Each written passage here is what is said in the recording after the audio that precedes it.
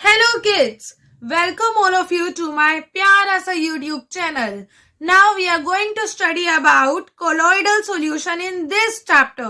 See, हम अपने first part में चैप्टर 2 क्लास 9 के फर्स्ट पार्ट में सॉल्यूशन सस्पेंशन के बारे में पढ़कर आए थे, लेकिन अब हम स्टार्ट करने जा रहे हैं कोलोइडल सॉल्यूशन से. मोस्ट प्रोबेबली ये चैप्टर इस वीडियो में खत्म हो जाना चाहिए एंड ये मेरी गारंटी है कि इससे बाहर तुम्हारे एग्जाम में कुछ नहीं आएगा. टॉपर अब तुम बन कर रहोगे. We will do MCQ practice also and NCERT question also. बस आपको एक काम करना है, like my video and subscribe my channel. Okay guys, so let's start our video. First of all we are going to study about colloidal solution. देखो बच्चों, आपने पिछली क्लास में सॉल्यूशन और सस्पेंशन के बारे में बहुत अच्छे से पढ़ा था. देखो, ये होता है सॉल्यूशन. कोई भी ऐसी चीज जिसके अंदर चीनी, सॉल्ट जैसी कोई चीज मिक्स हो और जिसकी वजह से वो यूनिफॉर्मली डिस्ट्रीब्यूट हो जाए, इसको हम सॉल्यूशन कहते हैं. ठीक है, ये शुगर सॉल्यूशन है.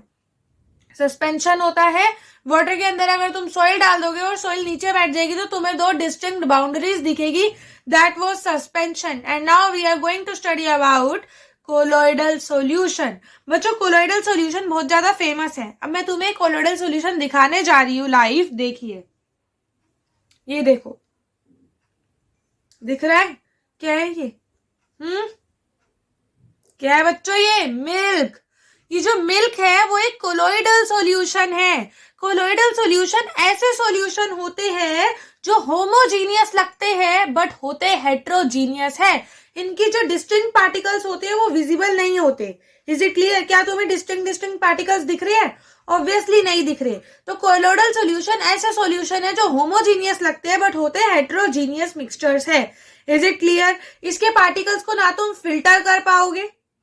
यस बच्चों, ऊपर जो मिलाई आती है उसे तुम फिल्टर कर देते हो, इसके पार्टिकल्स को तुम फिल्टर नहीं कर सकते. ये मिल्क के पार्टिकल्स को क्या तुम फिल्टर कर लोगे? हाँ. सो बेटा ध्यान से सुनना. इसको हम कोलोइडल सॉल्यूशन कहते हैं. जो तुम्हारा ब्लड है, जो तुम्हारी जेलीज होती है, जो तुम्हारी क्रीम होती है, ये सारे के सारे कोलोइडल सॉल्यूशन होते हैं. प्यूमिक स्टोन एक स्पॉन्जी टाइप ऑफ स्टोन होता है, ये भी कोलोइडल सॉल्यूशन ही होता है. Now mist. बच्चों, जो आपकी मिस्ट होती है वो भी कोलोइडल सॉल्यूशन है. जो आपका मिल्क है वो भी कोलोइडल सॉल्यूशन है. सो कोलोइडल सॉल्यूशन को हम कोलोइड के नाम से भी जानते हैं. कोलोइडल सॉल्यूशन और colloid is a uniform solution. बच्चों, आपको दिख पा रहे हैं? ये यूनिफॉर्म था. It is uniform solution of 2 और मोर सब्सटेंसेस. इसके अंदर 2 या 2 से ज्यादा सब्सटेंसेस होते हैं. अगर हम बात करें मिल्क की, तो मिल्क भी बिल्कुल प्योर नहीं है. मिल्क के अंदर पानी ऑलरेडी मिला हुआ आता है. That's why it is a colloidal solution and it is made up of 2 और मोर सब्सटेंसेस. Is it clear? हमारा जो ब्लड होता है वो भी 2 या 2 से ज्यादा सब्सटेंसेस से मिलकर बना होता है. Now the particles are relatively very small. आप सबको पता है मिल्क के पार्टिकल्स, ब्लड के पार्टिकल्स, तुम्हारी स्क्रीन के पार्टिकल्स कितने ज्यादा स्मॉल होते हैं. जैसे होमोजीनियस मिक्सचर के पार्टिकल्स स्मॉल थे, वैसे ही कोलोइडल पार्टिकल्स भी बहुत ज्यादा स्मॉल होते हैं. बट हेट्रोजीनियस के पार्टिकल्स स्मॉल नहीं होते बच्चों. बट आपके जो सस्पेंशन होता है, दैट इज अगर आप मिट्टी में ला दोगे पानी में, उसके पार्टिकल स्मॉल नहीं होंगे, आपको दिखेंगे वो. Now that the solution appear homogeneous in mixture. इसकी सारी प्रॉपर्टीज होमोजीनियस मिक्सचर जैसी है, इसलिए ये होमोजीनियस मिक्सचर की तरह लगता है, लेकिन ये होमोजीनियस मिक्सचर होता नहीं है गाइस. ये क्या होता है? Heterogeneous mixture. तो आई होप आपको इतना समझ आ गया होगा. It is not a homogeneous mixture but it is a heterogeneous mixture. इसके पार्टिकल्स बहुत स्मॉल है, तुम देख भी नहीं पाओगे. Is it clear? नाउ इसके कुछ एग्जांपल्स है, इसको पढ़ लीजिए, बहुत इजी है. नाउ इसकी प्रॉपर्टीज क्या होती है, इस पे बहुत बार क्वेश्चन पूछा जाता है. कोलोइडल्स आर हेट्रोजीनियस इन नेचर. बहुत आसान है. कोलोइडल सॉल्यूशन होमोजीनियस नहीं बल्कि हेट्रोजीनियस होता है. इसके डिस्टिंक्ट पार्टिकल्स हमको विजिबल नहीं होते क्योंकि बहुत ज्यादा स्मॉल होते हैं. सो अगर आपके पास क्वेश्चन आएगा एमसीक्यू में, colloidal solution is homogeneous, heterogeneous या both, you will tick on heterogeneous. Is it clear? बच्चों देखो, आप पार्टिकल्स ऑफ कोलोइड को अपनी नेक्ड आइज से तो नहीं देख पाओगे. क्या तुम देख पा रहे थे मिल्क के पार्टिकल्स को? बताना मेरे बच्चों, क्या तुम देख पा रहे हो इसके पार्टिकल्स को? देखो, पार्टिकल्स नहीं दिख रहे तुम्हें, मिल्क ही दिख रहा है.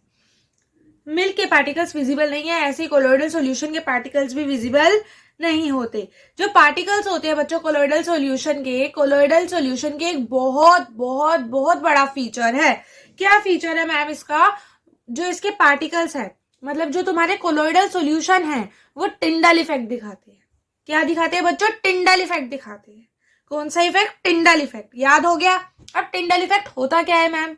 भैया जब तुम यहाँ पे टॉर्च मारोगे तो इसके जो पार्टिकल्स है कोलोइडल सॉल्यूशन के, वो टॉर्च की लाइट को स्कैटर कर देगा। तो scattering of light by the particles of the colloid is known as Tyndall effect. Colloid के पार्टिकल ही टिंडल इफेक्ट दिखा पाएंगे, सॉल्यूशन और सस्पेंशन के पार्टिकल्स कभी टिंडल इफेक्ट नहीं दिखा पाएंगे। Is it clear? So colloidal के जो पार्टिकल्स होते हैं वो टिंडल इफेक्ट दिखाते हैं। दैट इज जब तुम उसके अंदर लाइट पास करोगे थ्रू अ कोलॉइड, वो स्कैटर हो जाएगी। So scattering of light by the colloidal particle is known as Tyndall effect.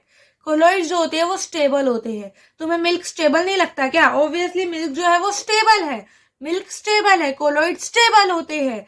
Now the particles of colloid do not settle down. क्या इसके पार्टिकल सेटल डाउन हो गए? नहीं हुए ना। तो particles of colloid can not settle down, वो settle down भी नहीं हो पाती। तुम इसको फिल्ट्रेशन से भी, the particles of colloid can not settle down, we can not separate the particles of the colloid through filtration. हम फिल्ट्रेशन से भी कोलॉइडल के पार्टिकल्स को कभी सेपरेट नहीं कर पाएंगे। We use a method called centrifugation to separate the particles of colloid। बच्चों कोलॉइड के पार्टिकल्स को सेपरेट करना चाहते हो? जाओ सेंट्रीफ्यूगेशन कराओ। सी से कोलॉइड, सी से सेंट्रीफ्यूगेशन। कोलॉइड के पार्टिकल सिर्फ एक ही प्रोसेस से सेपरेट होते हैं, and that process is called centrifugation. Is it clear to you? Just have some water, have a water break now. Okay, now we are going to study about Tyndall effect. इस पे हर बार question आता है। Tyndall effect एक ऐसा effect है जिसका क्या मतलब है? स्कैटरिंग ऑफ लाइट, लाइट को स्कैटर करना। कौन करेगा? पार्टिकल्स करेंगे। किसके पार्टिकल्स? कोलॉइडल सॉल्यूशन के पार्टिकल्स। बात खत्म। Colloid show Tyndall effect, solution never shows Tyndall effect. Okay, so when a beam of light is passed through the colloid, जब भी मेरे बच्चों तुम कोलॉइड में बीम ऑफ लाइट को पास करोगे, the particles of colloid, जो कोलॉइड के पार्टिकल होंगे वो स्कैटर कर देंगे बीम ऑफ लाइट को, and we can see the path of light in the solution। और बच्चों तुम पाथ ऑफ लाइट देख पाओगे सॉल्यूशन के अंदर। ठीक है, तो तुमने कोलॉइड लिया, यहाँ पे टॉर्च जलाई। जब टॉर्च जलाओगे तो उसकी जो लाइट होगी उसको स्कैटर करने का काम कोलॉइडल सॉल्यूशन के पार्टिकल्स करेंगे, और इस प्रोसेस को हम क्या नाम देते हैं? We call it as Tyndall effect. हम क्या बोलते हैं बच्चों इसे? Tyndall effect. फॉर एग्जाम्पल के लिए मैं तुम्हें एक चीज बताती हूँ। तुम जाओ अंधेरे में बैठ जाओ और एक होल कर दो अपनी विंडो के अंदर जहां से थोड़ी सी सनलाइट आए। ठीक है, तो जब वो सनलाइट आती है, एक रे ऑफ लाइट एंटर करती है तुम्हारे डार्क रूम के अंदर, जो लाइट होती है वो स्कैटर हो जाती है बाय डस्ट पार्टिकल्स। डस्ट के पार्टिकल्स पूरी की पूरी लाइट को स्कैटर कर देते हैं। जो बीम ऑफ लाइट आएगी वो स्कैटर हो जाएगी by dust particles, and this is known as colloidal solution Tyndall effect. इसको हम क्या कहते हैं मेरे बच्चों? कोलॉइडल सॉल्यूशन का Tyndall effect. Is it clear? क्या सबको अच्छे से क्लियर है? We can see the path of the light clearly with the help of the dust particles, which is also the example of colloids. Okay, now देखो बच्चों, ये बहुत important question है। टिंडल इफेक्ट कौन कौन शो करता है, कौन शो नहीं करता। अगर तुम एक बीम ऑफ लाइट फेंकोगे टॉर्च से, तो सॉल्यूशन में बीम ऑफ लाइट विजिबल नहीं होती। सॉल्यूशन में बीम ऑफ लाइट विजिबल नहीं होती, कोलॉइड के अंदर विजिबल होती है, और सस्पेंशन में भी विजिबल होती है। तुम्हारा कोलॉइड भी टिंडल इफेक्ट दिखाएगा, और तुम्हारा सस्पेंशन भी टिंडल इफेक्ट दिखाएगा। क्या इतनी बात क्लियर है? सॉल्यूशन कभी टिंडल इफेक्ट नहीं दिखाता। अब इवेपोरेशन क्या होता है? जाओ पानी रख दो गैस स्टोव पे, गर्म करना स्टार्ट कर दो, उसके ऊपर से जो भाप निकलेगी उसको तुम इवेपोरेशन कहोगे या वेपराइजेशन कहोगे? पहले तो ये बता दो, क्या कहोगे उसे? Vaporisation कहेगे ma'am. इवेपोरेशन तो अपने आप होती है ना बच्चों? इवेपोरेशन तो अपने आप होती है, लेकिन यहाँ पे हम इवेपोरेशन खुद करवाएंगे। देखो कैसे? बेसिक प्रिंसिपल क्या है बच्चों इवेपोरेशन का? अब हम पढ़ने जा रहे हैं कि अगर आपके पास किसी भी चीज का मिक्सचर है, आप उसको कैसे सेपरेट करोगे। ठीक है, तो सबसे पहले हम पढ़ते हैं इवेपोरेशन से हम क्या क्या सेपरेट कर सकते हैं। तो इवेपोरेशन से हम वो सेपरेट कर सकते हैं जिसका बॉइलिंग पॉइंट ज्यादा हो और बॉइलिंग पॉइंट कम हो। ठीक है, तुमने एक मिक्सचर लिया, उसके अंदर दो सब्सटेंसेस थे, एक का बॉइलिंग पॉइंट बहुत ज्यादा था और एक का बॉइलिंग पॉइंट बहुत कम था। जिसका कम बॉइलिंग पॉइंट होगा, जब तुम उन्हें बॉईल करोगे, और जिसका कम बॉइलिंग पॉइंट हुआ वो जल्दी उड़ जाएगा, और जिसका ज्यादा बॉइलिंग पॉइंट हुआ वो उसी फनल के अंदर रह जाएगा। यही होता है प्रिंसिपल तुम्हारे इवेपोरेशन का। Is it clear? तो इसका बेसिक प्रिंसिपल है, out of two components of a mixture, एक मिक्सचर के जो दो कंपोनेंट्स है उसमें एक कंपोनेंट का बॉइलिंग पॉइंट ज्यादा होना चाहिए, एक का बॉइलिंग पॉइंट कम होना चाहिए। जिसका कम होगा बॉइलिंग पॉइंट वो जल्दी उड़ जाएगा, जल्दी वेपराइज हो जाएगा, और जिसका बॉइलिंग पॉइंट ज्यादा होगा वो उस फनल के अंदर रह जाएगा। और इस तरह से हम दोनों चीजों को सेपरेट कर लेंगे। क्या इतनी बात क्लियर है? अब देखो, तुमने यहाँ पे एक मिक्सचर रखा, ठीक है, इस मिक्सचर के अंदर पानी का बॉइलिंग पॉइंट ज्यादा था और इसके अंदर मिक्स्ड सब्सटेंस का बॉइलिंग पॉइंट कम था। तुमने हीट किया, सब्सटेंस उड़ गया, पानी रह गया, सेपरेशन हो गई। तो प्रिंसिपल पूछा जाएगा इवेपोरेशन का, क्या लिख कर आओगे मेरे बच्चों? जल्दी बताओ। इवेपोरेशन के प्रिंसिपल में लिखा रहा, एक का बॉइलिंग पॉइंट ज्यादा होना चाहिए और एक का बॉइलिंग पॉइंट कम होना चाहिए। Now we are going to study about centrifugation. Centrifugation पढ़ते हैं। आओ, सेंट्रीफ्यूगेशन क्या होता है? कभी वॉशिंग मशीन देखी है? कभी वॉशिंग मशीन देखी है मेरे बच्चों? वॉशिंग मशीन में कपड़े घूमते रहते हैं, that is known as centrifugation. ठीक है, तो सेंट्रीफ्यूगेशन के अंदर हम सेपरेट करते हैं दो सब्सटेंसेस को या फिर मिक्सचर को, किसके बेसिस पे? डेंसिटी की बेसिस पे। ओके, देखो बहुत आसान है। सी से सेंट्रीफ्यूगेशन, सी के बाद क्या आता है? डी आता है। तो सेंट्रीफ्यूगेशन के अंदर तुम डेंसिटी के बेसिस से दो सब्सटेंसेस को अलग कर दोगे। कैसे? ध्यान से सुनना। कैसे तुम सेंट्रीफ्यूगेशन से अलग कर सकते हो टू पार्टिकल्स को?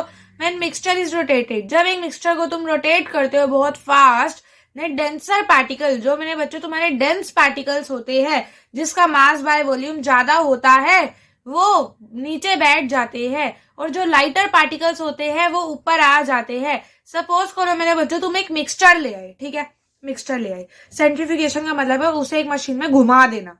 जैसे वॉशिंग मशीन घूमती है वैसे ही वो मिक्सचर घूम जाएगा। ठीक है, अब तुम एक मिक्सचर लेकर आए हो, तुमने बहुत अच्छे से घुमा दिया है। जिस पार्टिकल का मास ज्यादा होगा, मिक्सचर में दो सब्सटेंसेस होंगे, जिन सब्सटेंस का मास ज्यादा होगा वो नीचे बैठ जाएगा, डेंसिटी ज्यादा होगी नीचे बैठ जाएगा, और जिस सब्सटेंस की डेंसिटी कम होगी, मास कम होगा, वो ऊपर आ जाएगा। ऊपर से सब्सटेंस को हटा लेना, नीचे से सब्सटेंस को हटा लेना। इस तरह से तुम सेंट्रीफ्यूगेशन से डेंसर पार्टिकल्स को सेपरेट कर पाओगे। सो जो सेंट्रीफ्यूगेशन का प्रोसेस है वो डेंसिटी पे बेस्ड है। ओके, किस पे बेस्ड है मेरे बच्चों? डेंसिटी पे बेस्ड है। अब का यूज होता है? ये यूजेस पूछे जाते हैं। It is used in the diagnostic lab for blood and urine test. अगर तुम्हारा यूरिन टेस्ट करना है, तुम्हारा ब्लड टेस्ट करना है, तो ब्लड के अंदर डेंसिटी का वेरिएशन है, यूरिन में भी डेंसिटी का वेरिएशन, हम सेंट्रीफ्यूगेशन यूज करते हैं। डायरीज के अंदर यूज करते हो, होम के अंदर यूज करते हो बटर फ्रॉम क्रीम, बटर को क्रीम से निकालने के लिए। ठीक है, तुम वॉशिंग मशीन के अंदर भी इसको यूज करते हो, ड्रायर्स के अंदर भी यूज करते हो, वाटर को क्लॉथ से सेपरेट करने के लिए। तो इन सब पार्टिकल्स की डेंसिटी के बीच में डिफरेंस होता है। ब्लड में जो less particle, high denser particle हो गए वो नीचे बैठ जाएंगे, जो लो डेंस पार्टिकल हो गए वो ऊपर आ जाएंगे, तो सेपरेट कर दोगे सेंट्रीफ्यूगेशन से। ऐसे यूरिन टेस्ट में करोगे, ऐसे ही सारी चीजों में करोगे। और ये है एप्लीकेशन, ये कहाँ पे यूज होता है, ये पूछा जाता है। Now we are going to study about separating funnel. What do you mean by separating funnel? Separating funnel दो immiscible liquid को separate करती है। immiscible मतलब जो mix नहीं हो पाते। क्या तुमने वाटर के अंदर कभी ऑयल मिलाया है? वाटर के अंदर ऑयल कभी मिक्स नहीं हो पाता।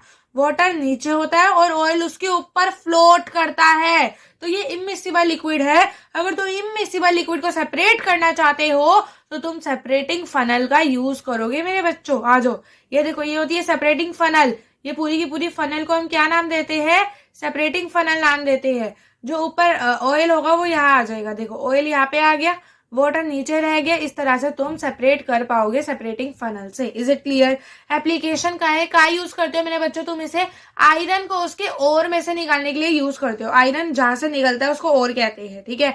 तो आयरन को ओर में से निकालने के लिए तुम सेंट्रीफ्यूगेशन नहीं सेंट्रीफ्यूगेशन नहीं, कंफ्यूज नहीं होना, सेपरेटिंग फनल यूज करोगे, ठीक है। क्या यूज करोगे? सेपरेटिंग फनल यूज करोगे। क्लियर? अब हम बात करते हैं सब्लिमेशन की। सब्लिमेशन कुछ भी नहीं है। सब्लिमेशन मैंने बताया था, अगरबत्ती जला दो, सॉलिड वेपर में कन्वर्ट हो जाएगा, सॉलिड गैस बन जाएगी, लिक्विड नहीं बनेगी, इसको सब्लिमेशन कहते हैं। तो ये किस प्रिंसिपल पे डिपेंड होता है मेरे बच्चों? ये एक ही प्रिंसिपल है इसका कि दो कंपोनेंट लोगे, उसमें से एक सब्लाइम हो जाएगा, मतलब एक डायरेक्टली कन्वर्ट हो जाएगा वेपर में और एक नहीं होगा। जैसे कि ये कैम्फर है, ये सब्लाइम हो जाता है, तुम कैम्फर ले लो, नेफ्थलीन ले लो, एंथ्रासीन ले लो। ये 3 एग्जाम्पल है जो तुम्हें याद करने हैं। इन तीनों में होता क्या है बेसिकली, अगर कैम्फर तुमने किसी चीज के साथ मिक्स किया और बॉईल करना स्टार्ट कर दिया, ठीक है, तो कैम्फर जल्दी उड़ जाएगा, दूसरा सब्सटेंस बच जाएगा, इस तरह से तुम सेपरेशन कर लोगे। Is it clear? अब हम बात करते हैं क्रोमेटोग्राफी की। क्रोमेटोग्राफी के अंदर तुम इंक को सेपरेट कर सकते हो। इसमें होता क्या है, coloured components of the mixture, जो मिक्सचर के कलर वाले कंपोनेंट होते हैं, तुम उसको सेपरेट कर पाओगे एक एड्जॉर्बेंट के ऊपर एड्जॉर्ब करके। तो होता क्या है, ध्यान से सुनना। अब जैसे ये इंक है, इंक के अंदर कलर होता है, ये इंक तो नहीं है, पता नहीं, ये तो पानी है, ठीक है। अगर हम यहाँ इंक ले आते हैं, इंक के अंदर कलर होता, उस कलर को अगर तुम सेपरेट करना चाहते हो लिक्विड सब्सटेंस से, तो तुम एक एड्जॉर्बेंट लाओगे, उस पे कलर चिपक जाएगा, इस तरीके से तुम इंक को सेपरेट कर लोगे। एड्जॉर्बेंट एड्जॉर्ब कर लेगा चीजों को और तुम सेपरेट कर लोगे अपनी इंक को। देखो इसमें हम करते क्या है, एप्लीकेशन 1 सेपरेट कलर कर सकते हैं डाई डाई के, ठीक है। जो डाई करते हैं, आपकी मम्मी जाती होगी डाई करवाने, तो बेसिकली उसके अंदर भी कलर्स को सेपरेट करा जाता है बाय यूजिंग क्रोमेटोग्राफी। तो क्रोमेटोग्राफी जहां भी लिखा हुआ आएगा वहां याद कर लेना कलर सेपरेट होते हैं एड्जॉर्बेंट के ऊपर, ठीक है बच्चों। ये यूज का होता है, सबसे पहले ये यूज होता है सेपरेट कलर करने के लिए डाई में। To separate pigment from natural colour like chlorophyll. Chlorophyll कहाँ प्रेजेंट होती है? तुम्हारी लीफ के ऊपर।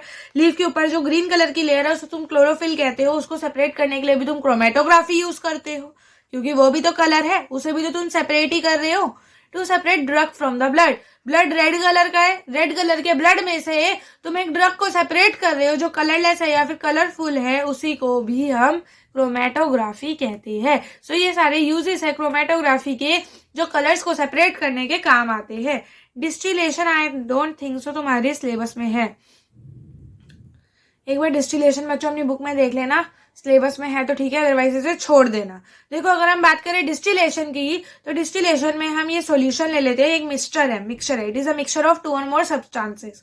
बेसिकली होता क्या है, मिक्सिबल लिक्विड होते हैं इसमें। कौन से लिक्विड होते हैं? मिक्सिबल, मतलब जो एक दूसरे से मिक्सड है, ठीक है। तो मिक्सिबल लिक्विड दैट इज जो एक दूसरे से मिक्सड है। जैसे तुमने शुगर और वाटर ले लिया, अब शुगर और वाटर के सॉल्यूशन को तुमने यहाँ रखा, ठीक है। क्या करोगे? आग लगा दोगे नीचे, ठीक है। अब इसमें से एक का बहुत ज्यादा हाई बॉइलिंग पॉइंट होगा, मतलब वो जल्दी बॉईल नहीं होगा, मतलब जिसका हाई बॉइलिंग पॉइंट है वाटर वो नीचे ही रह जाएगा, जिसका लो बॉइलिंग पॉइंट है वो ऊपर उड़ जाएगा, और तुम्हारे मिक्सिबल लिक्विड भी सेपरेट हो जाएगी, ठीक है। और जिसका लो बॉइलिंग पॉइंट है, मतलब जो जल्दी बॉईल हो जाता है, वो ऐसे करके नीचे आ जाएगा फनल में। So this is known as distillation.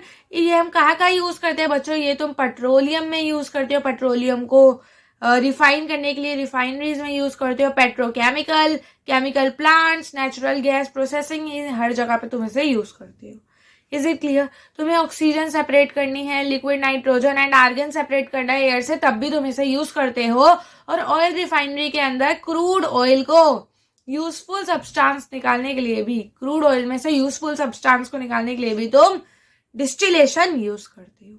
Crystallisation में क्रिस्टल्स मिल जाते हैं तुम्हें, और कुछ नहीं होता। क्रिस्टल्स मिलने के लिए सबसे पहले तुम इम्प्योरिटीज हटाओगे और उसके बाद उसको क्रिस्टलाइज आउट कर दोगे। इस तरह से तुम्हें हर एक चीज के क्रिस्टल्स मिल जाएंगे। बच्चों 1 minute of break. You are having 1 minute break. Just enjoy, have water. Now we are going to start with our physical properties and chemical properties. देखो बच्चों बहुत आसान है, हमने अभी तक बहुत सारी चीजों को लर्न कर लिया है, बहुत सारी चीजों को समझ लिया है। तो इसमें हमने क्या क्या पढ़ा है अभी तक? Evaporation, centrifugation, Tyndall effect, colloidal solution, सब कुछ पढ़ लिया है.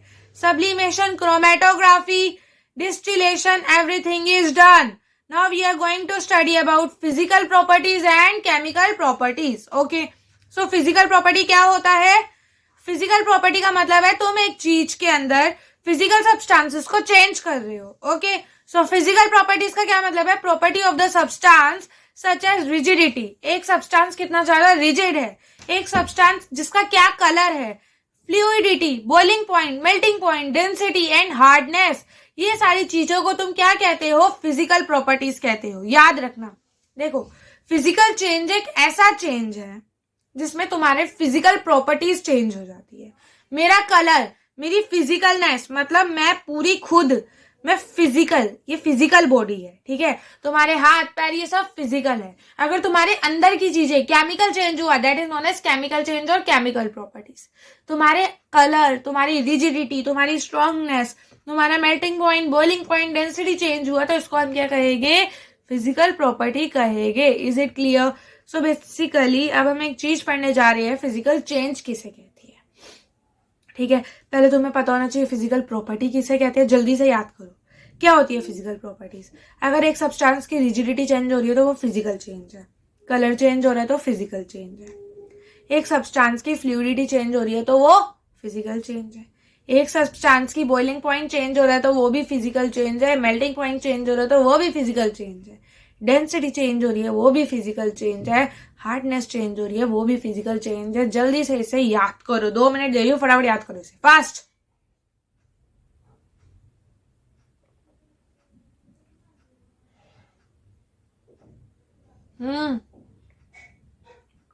हो गया बच्चों याद?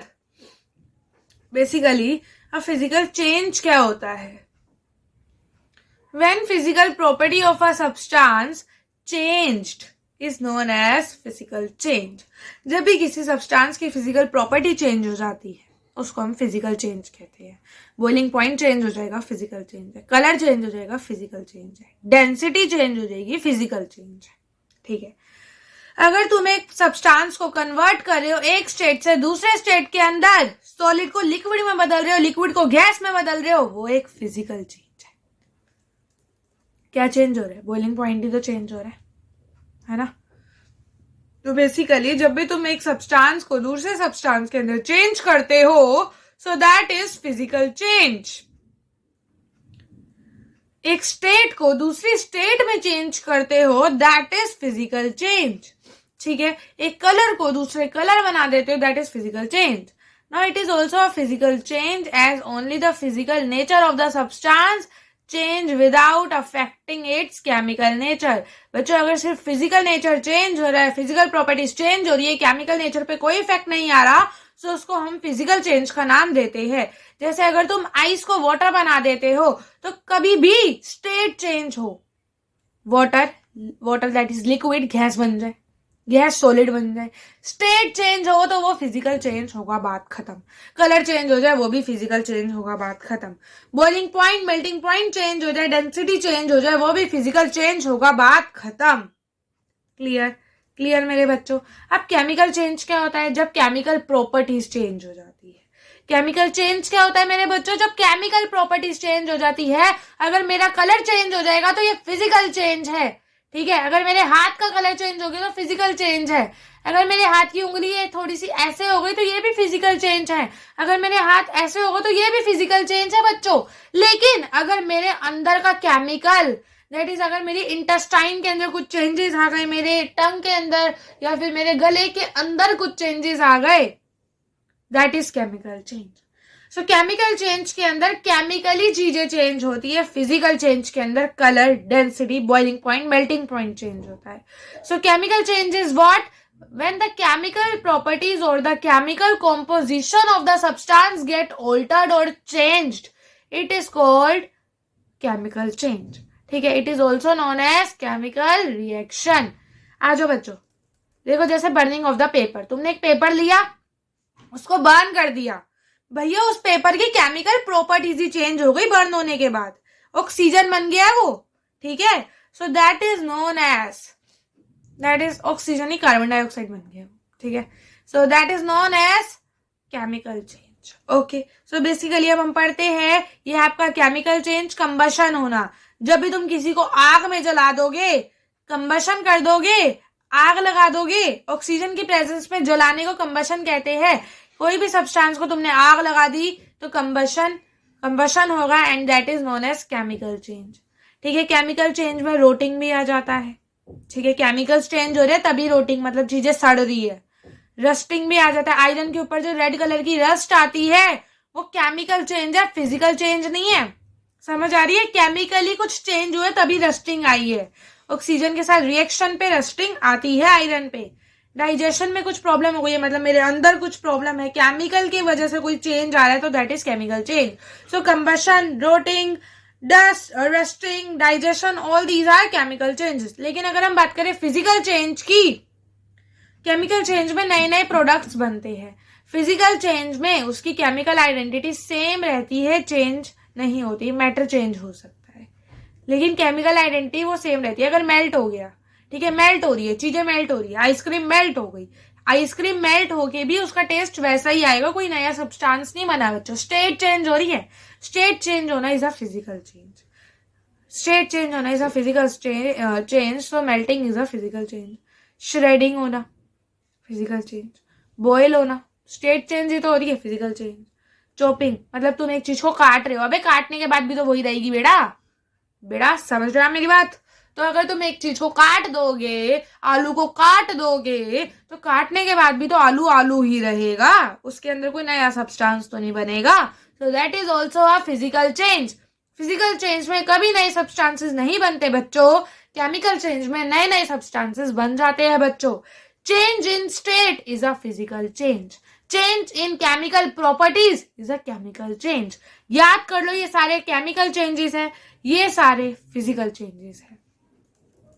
एलिमेंट्स क्या होते हैं? मेटल्स होते हैं, नॉन मेटल्स होते हैं और मेटलॉइड्स होते हैं। और कंपाउंड क्या होते हैं? तो ये छोटा सा जो टॉपिक रह गया है मेरे बच्चों तुम्हारा, ये हम कवर करते हैं नेक्स्ट वीडियो में, पार्ट 3 में। बस 10 मिनट की वीडियो होगी पार्ट 3 की, देखना जरूर। Subscribe my channel, like my videos. Bye bye kids.